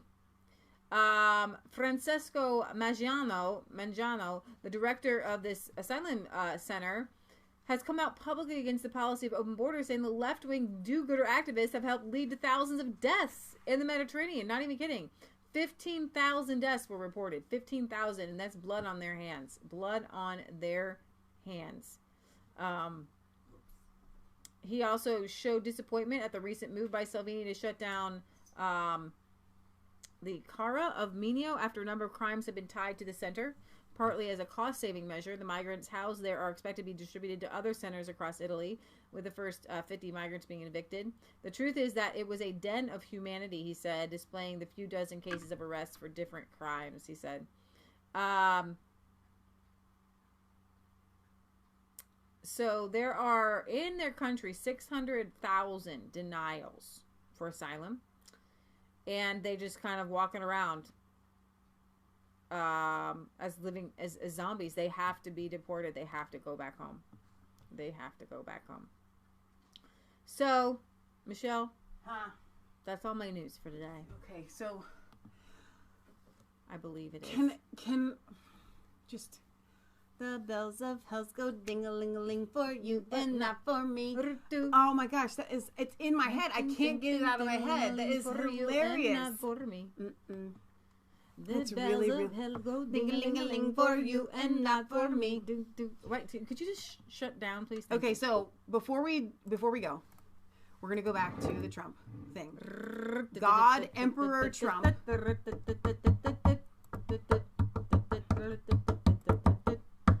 feel like we read enough comments today. We'll get to some comments. I actually do have some comments. We have a couple more things we're going to do before we round off the show. But before we do that, we're going to bring... Let me make sure this is up right here. Romana con questo personaggio fantascientifico. Painter Gallery was so excited about this. She came out and she's cracking herself up. If it's anti-Donald Trump, they're not doing a good job of it. No, I feel like this is so great. Trump. Like when I first saw it, I thought it was great. Yeah. So while we're watching this, I keep thinking to myself, the bells of hell go ding-a-ling-a-ling for you, but not for me. The bells of hell go ding-a-ling-a-ling for you, and not for me. Try to take me down, but we will take you out. Con questa grande armatura. È molto suggestivo. Il carro è costruito tutto praticamente sul grande mascherone centrale, non ci sono divagazioni esterne, è un soggetto principale imponente che ora sto vedendo si muove appunto girando su se stesso ed è molto curato nell'aspetto appunto della coloritura dell'armatura e molto spazio viene dato anche appunto ai figuranti che poi rappresentano questi Space Marine. Tra l'altro ha colto proprio l'espressione sua, quella Lancer says, I don't like Trump being depicted as a god. I don't like the character the meme is based off of. The Emperor of Mankind is the Antichrist in Warhammer 40,000. So thank you for explaining that. I didn't know, but still, I still think it's hilarious. When I say I think it's great, what I mean by that is this is good. This is going to be good for Trump's ratings, if you want to call them that, public opinion, because you can't help but look at this, and it goes viral, and people think it's great. I can't even pause it; doesn't want to stop. It's absolutely fantastic for Trump. So if you are a Trump supporter, this is not bad news for him. I hope that he tweets it out. It is absurd because, like I said, like we read in the article, let's see if I still kept that up, that the person had wanted it to be, where was the word globalist? I'm trying to find it. Maybe that was in the actual Newsweek article. No, I think it was on this page. But anyway, do you guys remember when I read that the globalist part on here. And that's absurd because Trump is anti-globalism. He doesn't have a globalistic vision. He has make America great again. The idea of him being depicted as somebody that wants to take over the world, that wants to be like an emperor, a Roman emperor, you know, like Caesar or whatever, literally trying to dominate the entire world, is ridiculous because he's not. He has pulled out or wanting to pull out of so many globalistic established entities, you know, like the UN and NAFTA and the Paris Peace Agreement. Like literally, we're just doing America now. Forget the rest of the world. Okay, we're going to make allies where we need to make allies, but it's all about making America great again, and I don't want to control your country. The world's upset that America doesn't want to control other people's countries anymore. Exactly. Now, I know this is our European and UK news show. Right. That being said, I have a couple things I want to get to from the mail call, but Apple Mark had left a comment earlier in the show that I thought would be interesting just to discuss. He said, Leah, is our electoral college in danger of being revised or recalled? In a real danger?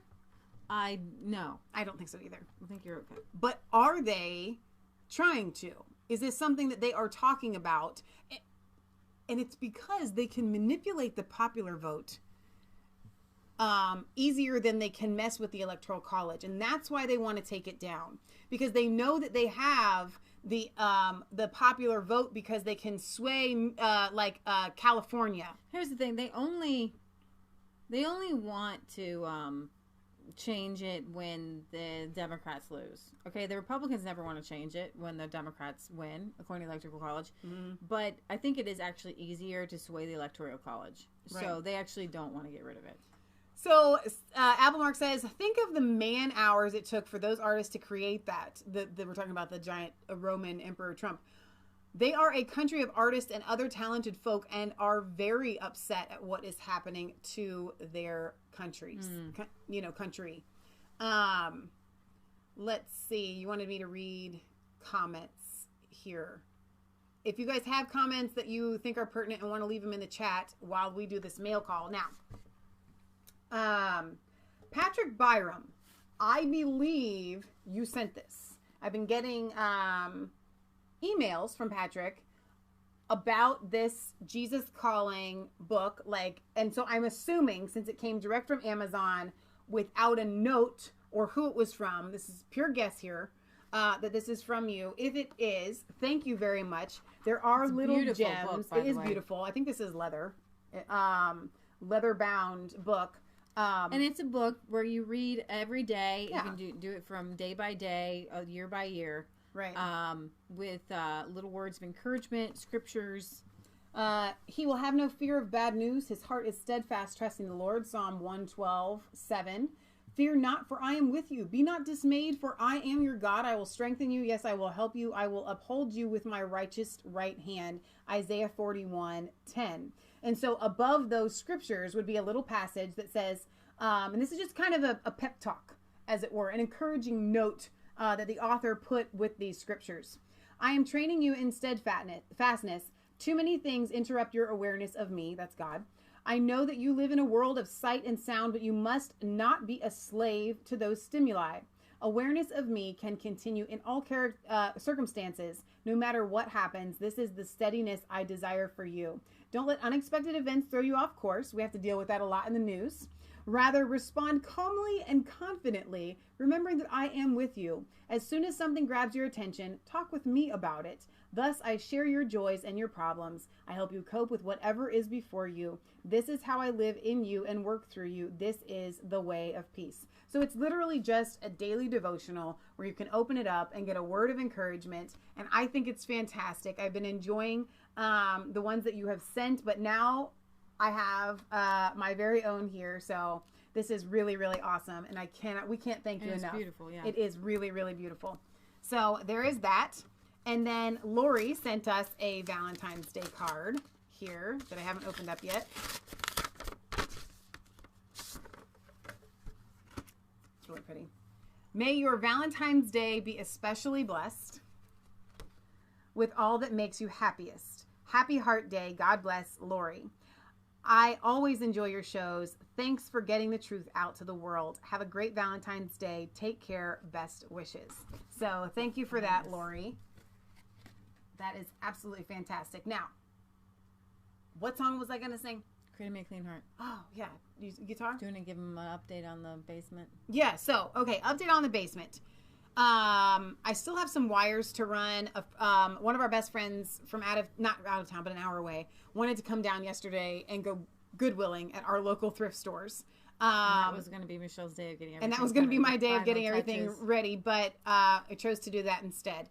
So the TV is hung. We got a new TV down there. You refinished a desk.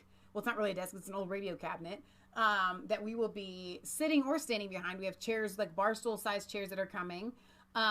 We think we're going to hang this is part of all the things I need to do. Hang the webcam from the ceiling where it's adjustable so that we don't have the tripod and, for traffic areas. So the speakers will be better. The microphones will be better. So it's going to be a big upgrade, but more than that, it's going to be a place that is set up all the time where if something happens and we want to go live really quick, do a 10-15 minute video, those videos that are short are far easier to share. I know it's difficult to share the hour-long, 2-hour-long videos, so we'll be able to do more of those. Just as soon as something happens, as soon as a thought strikes you on a news story throughout the week, we should be able to do more videos. So that's really what I'm most excited about. Because you guys, we have lights, we have everything. This takes a minute to get all set up. A few minutes, several minutes actually. So it won't be like that. So I'm really excited about it. I think that's it for the update. We do have a P.O. Box, 107, Milford, Ohio, 45150. If you send us your letters, we will read them on air. Thank you to all of our moderators who were here today. I know Sean and Tracy had to go. Britt Boz is here. Donna Terry, Wortha Look was here. Maia was here. No, she wasn't. Kelly. I haven't seen Gary. I did a Bible study last night that we'll premiere this episode on the Resistance Chicks channel first, and then later tonight we'll premiere the Bible study that I did yesterday, continuing in John chapter 8. All right, so let me see if we can get to any of the comments here while we were doing all of that.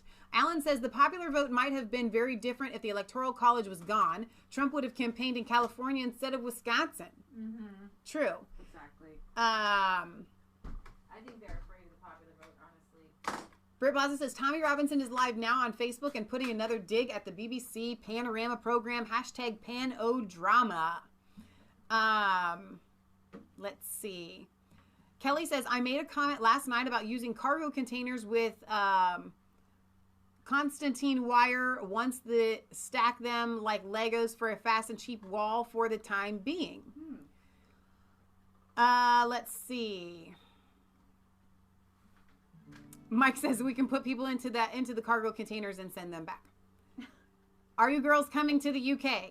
As the Lord leads. I don't want to get thrown in jail. Like, I used to be afraid to go to China as a little kid because I saw China Cry, and I didn't want to be put in jail. And now I've seen like Tommy Loren and no, like Lauren Southern and Tommy Robinson, and it's a scary place in the UK. If I speak out against a transgender, if I mislabel somebody, clap them in irons, I don't know. It would have to definitely be 100% the Lord. A, in financing. B, in finding a farm sitter. At this point, no, seriously. C, you can't so do many anything things. in fear, and I would be afraid. I would definitely be afraid. Because I'm too Britt Baza wants to know, is the flag of St. George on the wall? I forgot about that. I'm going to see if I can find a spot for it. We may add things as we get closer here. Let's see. Kelly says hubby is working on our studio too on Kelly PV Fam. That's awesome. Super excited for you guys.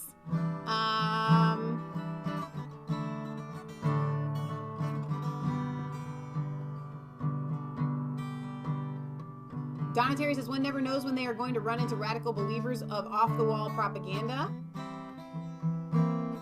Wicked says they don't complain about the states Hillary won, that Trump won the popular vote in. Good point. So I was talking to Kansas last night about David and Bathsheba and how, you know, I may make a mistake, I may snap at Leah or whatever, never happens. Or even mistakes from my past. And, you know, I gotta be honest, nothing that I've done equals what David did with Bathsheba. It literally says, Nathaniel says to David, what you have done has caused God to be embarrassed, or not embarrassed, but I forget the exact word that the Geneva used, in front of his enemies. That's a very big deal, okay? It wasn't just what he did with Bathsheba. And so I was very curious to see and read some of the Psalms that David wrote when he was in the midst of all that. I mean, remember, his son was killed, the son that Bathsheba bore him. David fasted and prayed and mourned for 7 days to see if he could save the life of his child. Couldn't. The child died. That's how bad his sin was, that child had to die. And so, and then he goes back to work. And when I say work, I mean the call of God that he had on his life. He says he goes and comforts Bathsheba, lays with her, gets her pregnant, and she has Solomon. Okay? That's part of David's calling. That was part of his job. And in a lot of these Psalms, it talks about, okay, God, forgive me, make me righteous, thank you for forgiving my sin, and then let me open my mouth to speak your word again. But as I was reading in, I think it's Psalm 51, create in me a clean heart, O God. Now, this is a song that Leah and I grew up singing in church, and I never knew that it was put together with one of David's, I would call it a groaning or a praise or whatever you want about what he had done. And you have to know what you did was wrong. Like, you have to feel it. It can't just be like, oh, we're over it. But when you do and you know, then you can allow God to take that weight off your shoulders. Right.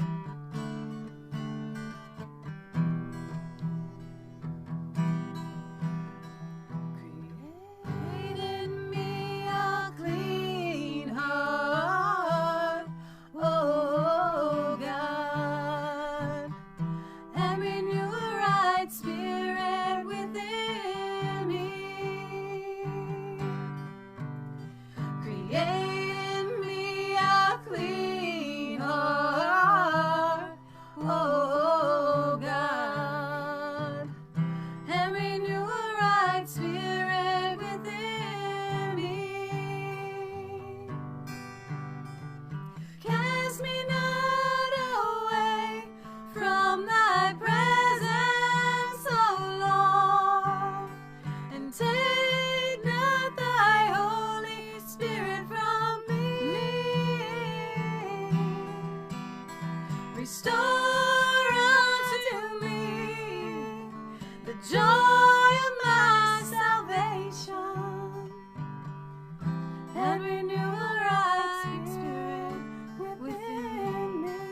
Now, I want you to pay attention to these words as if David is saying them. David had been given the Holy Spirit. It had been taken from Saul.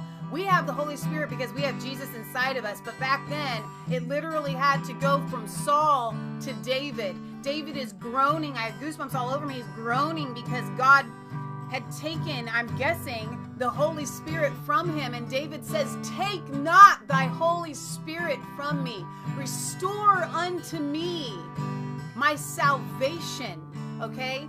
Like I talked about in the Bible study last night, these prophets of old, Abraham, it tells us in Hebrews and it told us in John, they saw the coming of Jesus and they believed.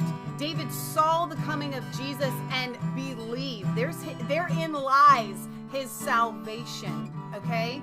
And he literally cries to God and he says, cast me not away from thy presence. Take not thy Holy Spirit from me. Restore unto me the joy of my salvation and renew a right spirit within me. Sorry, Leah's afraid I'm waking up the dog. You guys, this is where we all need to be. Regardless of where you are at in life, this is where you need to be. Restore unto me the joy of my salvation. Amen. Create in me a clean heart, oh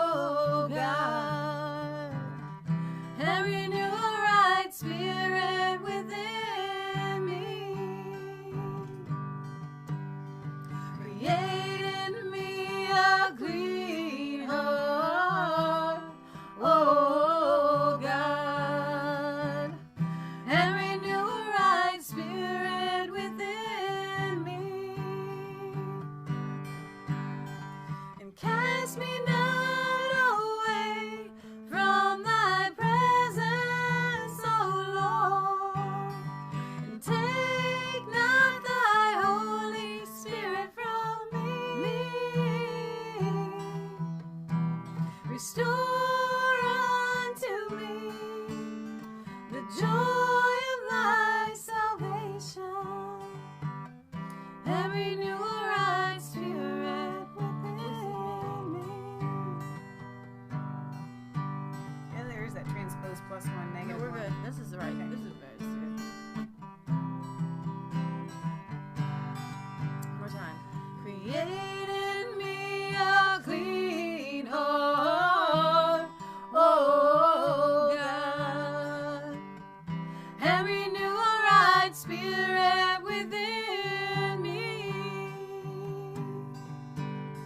Create in me a clean heart, oh God, and renew a right spirit within me.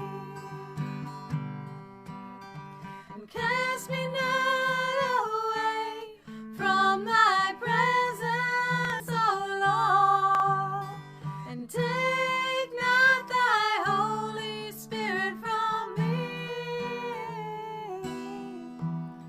Restore unto me the joy of my salvation, and renew a right spirit within me. Amen. That's it. Amen. Yeah. All right, you guys. We go live every Friday at 6 p.m. Eastern Standard Time. This Friday should be in the studio, Lord willing. As the Lord leads. And on Sundays at 1 p.m. Eastern Standard Time, where we bring you the European and UK news. I wanted to say the best of, but it's usually the worst of. But hey, check out that documentary on Tommy. Listen, I thought we had a lot of good news today. We're talking about Italy's a little. We did.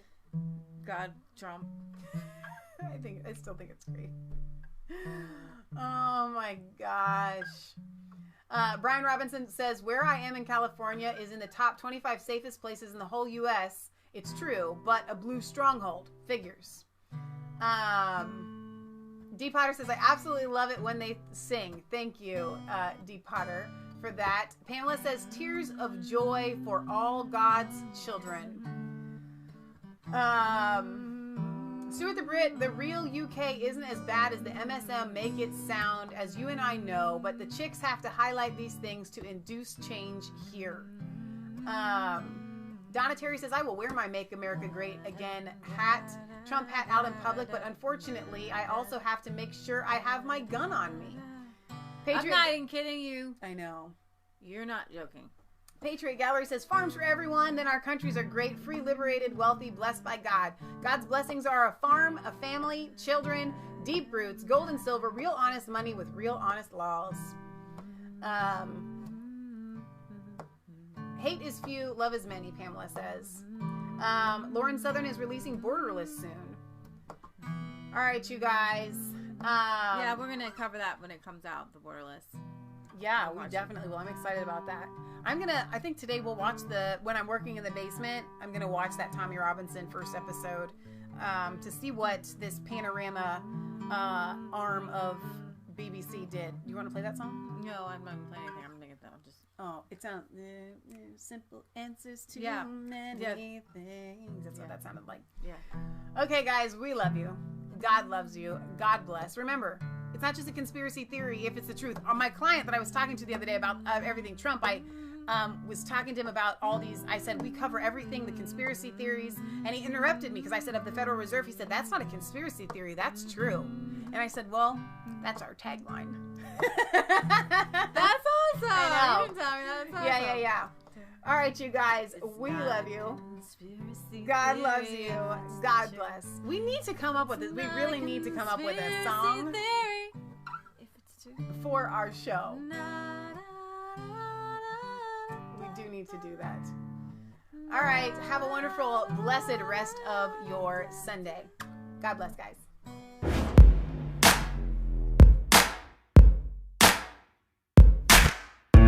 I was cold all alone.